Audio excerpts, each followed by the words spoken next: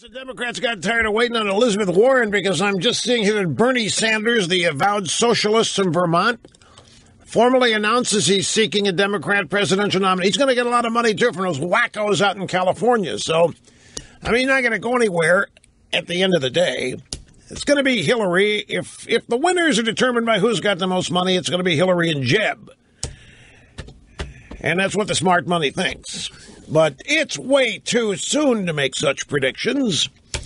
That's why we hold off. Greetings, my friends. Great to have you here already at Thursday on the EIB network and everywhere else. The telephone number, if you want to be on the program, is 800-282-2882. The email address, lrushbo@eibnet.com. I called it, ladies and gentlemen. Another bit of evidence here demonstrating how you listen to this program regularly. And you will be on the cutting edge of societal evolution, and you will know in advance what is going to happen in the world of liberalism. On Tuesday on this program, this is the day that we had remember the mom, Toya Graham, was inside her house. She's the mother of 6 kids in Baltimore, does not have a job, does not have a husband, relies on the Democrat Party for everything, and she doesn't have anything.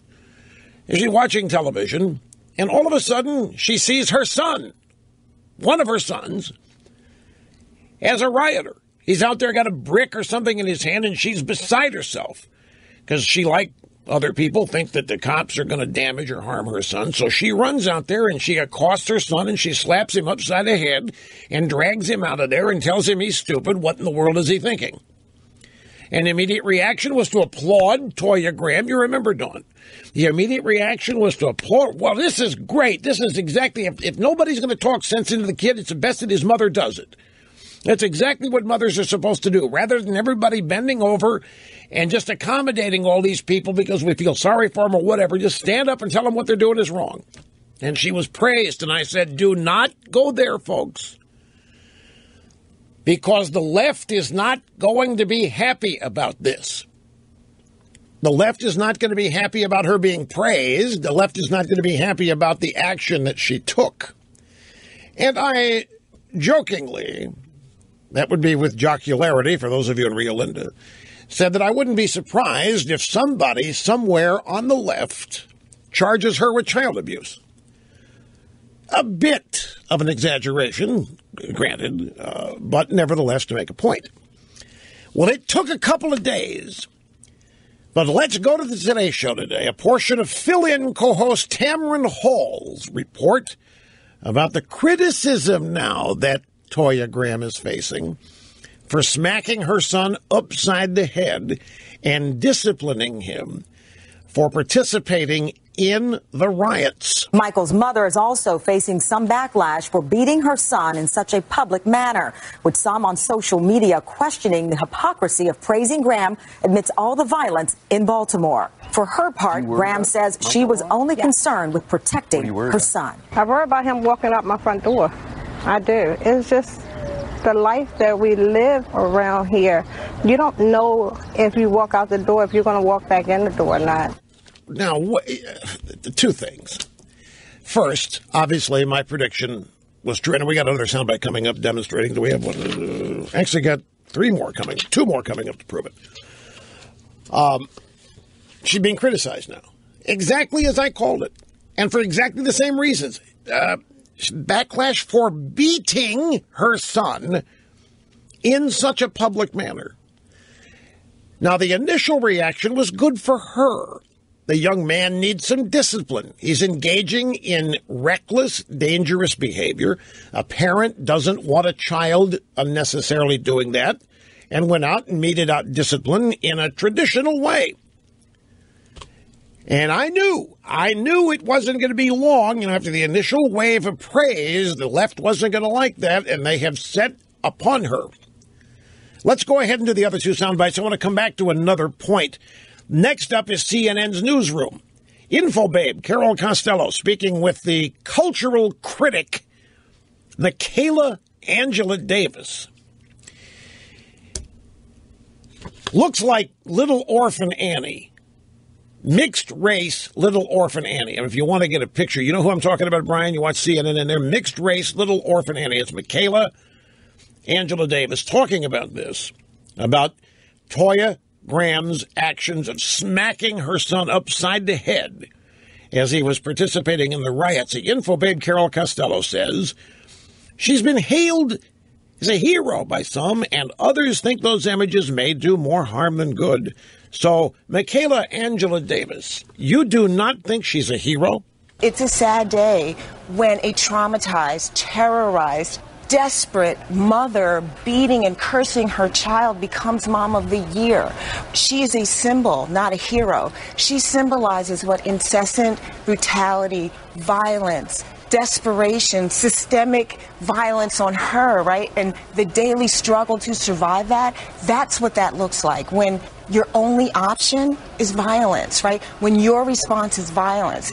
They're very good at imitating us. So if she meets him with aggression, he will meet life with aggression, right? And then how else was he supposed to work out his trauma? He's a boy throwing rocks. If you can't make hide nor hair of that, join the club. That is as confused and disoriented logic and analysis as you could possibly hope to hear in this situation. But this is what passes for enlightened thought on the left. And one more bite. We'll come back to these and analyze them, but one more bite. This is also Michaela Angela Davis, CNN's newsroom, with the info babe Carol Costello, who said, I want to read you a bit of a Washington Post op-ed. It's titled, Why is Baltimore Celebrating the Beating of a Child? It's called spanking. It's called discipline. It's called a mother trying to save her kid. And I told you this is going to happen. Now this woman has become the object of ridicule and criticism. She's engaging in aggression, child abuse. She's doing it publicly, and she embarrassed the movement. So Costello says, this Washington Post op-ed is titled, Why is Baltimore Celebrating the Beating of a Child? She writes, the celebration of Graham reflects the belief that black youths are problematic and criminal and out of control, and the video supports the idea that black fathers are absent. You talk about a guilty conscience? Can you imagine who wrote that? Is that what you saw when you saw that incident? Did you see, let me just ask you, you remember, I want you to visualize this. The mother, Toya Graham, runs out of her house, accosts her son, who she is scared to death for because he is in a riot holding a brick. She doesn't want him anywhere near that scene because she's afraid of what will happen to him. And I don't know, she may be, we don't know this, but she might also not really like the fact that he's out there participating in a riot. There's no future in that. Well, we don't know that.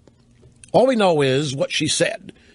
She fears for his safety in the riots, throwing bricks and stuff. The cops might retaliate and so forth. Now, and you watch that. Do you conclude that black youth are problematic and criminal and out of control, and black fathers are absent? I mean, that's what's written in the Washington Post about the incident, and to me, that is whoever wrote this sharing with us their guilty conscience. Anyway, here is what Michaela Angela Davis said about that proposition. Beating our children will not stop the police from killing them. There are men who are buried who were beat. There are men in prison who were beat. You know, Freddie Gray, his mama might have beat him too. There is no evidence to say that beating my kid will stop him from being arrested or going to jail. In the first place, see, this has become beating, become a public beating. It's not what this was. This was discipline. This was apparent. These people have no clue. They really have no idea what this really was. They have no idea why Toya Graham went out and did what she did. That's why she's being criticized now. That's why she's thought of as a problem. Oh, no, she's exposed. Gosh, she's making the movement look bad. People on our side are not supposed to be engaging in child abuse. Our mothers don't beat our kids. It's the cops that beat our kids. It's the mayor that beats our kid. It's the man that beats our kid. But our mothers don't beat our kids. What's she doing? So it's an embarrassment to all of them. But this is the most convoluted, upside-down logic, if you can call it that, There are men who are buried who were beat, men in prison who were beat. You know, Freddie Gray, his mama might have beat him too. No evidence to say beating my kid will stop him from being arrested or going to jail. There's that word beating again. I'll bet there is a lot of evidence that people that don't participate in riots don't get hurt during them. Would you think that would be true? That people that don't participate in riots are not as likely to be harmed in one? I mean, you might say that somebody can be an innocent bystander. Anyway, I think all of this is really tragic. Let's go back to the first soundbite, the one with Tamron Hall. I worry about him walking out my front door. It's just the life we live around here. You don't know if you walk out the door, if you were going to walk back in the door or not. Can you imagine living that way? I'm not denying she does. I think it's tragic. In the United States of America, we have people with these kinds of... She lives in a city majority populated by African Americans. What in the world? What, I don't understand. I didn't think they were dangers to each other. I didn't think they posed threats to each other. I thought all of this was racial. But this is a town that's run by liberal Democrats and has been for 50 years, outside of one 4-year mayoral term in 1967. I mean, who's she been voting for? There's no, she's been voting for Democrats left and right. And I guarantee you the people she's been voting for have been promising her all of these times, all these campaigns, all these elections, that it's going to get better. You vote for them and this kind of stuff is going to end. And it never does it? They keep voting Democrat and life gets worse. They keep voting Democrat and they get more and more frightened. They keep voting Democrat and they get less and less happy. You got an African-American president, historic, first time ever, and things are worse. You can imagine there's total confusion here on the part of many. You don't know if this is in Baltimore, where she lives. She lives surrounded by her community, and she has a legit fear that if she walks out the door, she may not walk back in. That to me would be unacceptable. If I were a Democrat politician in that town and I'd heard that a citizen in my district or community feared for her life daily like that, I wouldn't put up with it. It would not be acceptable to me. But see how easy it is. You blame the Republicans for it. You blame George W. Bush or you blame Ronald Reagan. I mean, pick a Republican and you've dealt with the problem. It's just, this is the kind of stuff that's genuinely depressed. This is so unnecessary. This woman doesn't have to be living this way. There's a way out for her, but it's never going to happen if she keeps voting Democrat. It isn't going to happen if the people that run that city keep running that city. It isn't going to happen if the same kind of people that have been running the city for all these decades continue to. And don't get mad at me. I'm just sharing the evidence, the reality, life on the ground in Baltimore. You heard her, and who's been running that town for I don't know how long. I made mention of something mere moments ago when I was talking about Toya, the mother, Toya Graham, and I was talking about how how unacceptable is it that this woman actually says that she feels she very well might not re-enter her house if she ever leaves it. Yeah, sometimes you leave your house, you're not at the front door, you're not sure you're going to get back in the back door. I should properly point out that police officers leave home that attitude in their heads every day. That's not just citizens, but police officers sign up for it. They understand the possibilities. For a citizen of an American city to have a daily fear of leaving home and maybe not being able to return, what is happening here? I mean, there are reasons why this exists.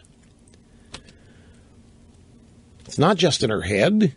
And there are acts of violence and murders and mayhem that take place near where she lives. 6 kids, no husband.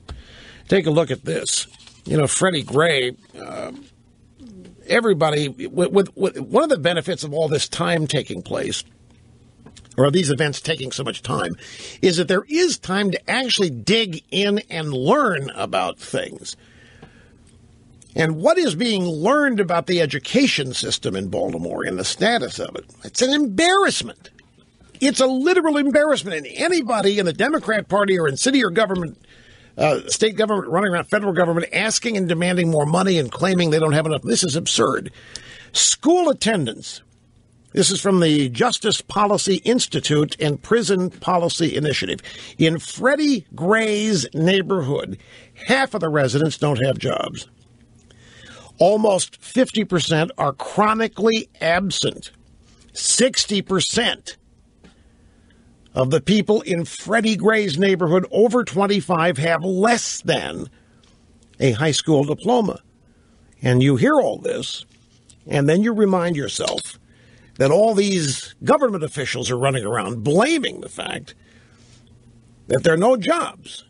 And that's why these people isn't it interesting? And no jobs, that's why people join Al-Qaeda and ISIS. And no jobs, that's why people are rioting here in our great city. Well, is it any wonder they don't have any jobs when half of them are chronically absent, 60% have less than a high school diploma, which means it's a frightening percentage who probably don't even know how to read. By the way, folks, I meant to mention this when I was playing the sound bites of Toya Graham and the esteemed media analysts who are now criticizing her, exactly as I predicted, by the way. I don't want you to forget that. I told you that after this woman was made a hero by average, ordinary Americans for her disciplinary action on her child, that she was going to be attacked by the left. And it only took a couple of days.